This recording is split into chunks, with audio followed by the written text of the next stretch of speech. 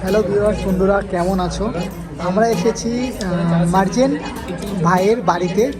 বাইকের আজকে ওপেনিং ছিল, আর দেখতে পাচ্ছ আমাদের খাওয়ার জন্য কত কিছু দিয়েছে।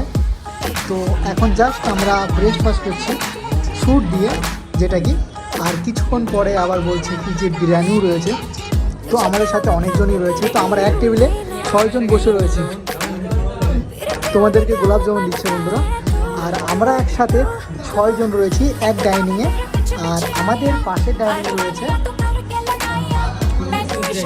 স্মোকি রাইডার, আমাদের কৃষ্ণনগরের দাদা, 1 নাম্বার 1 ব্লগার, অনলি 1 কৃষ্ণনগর।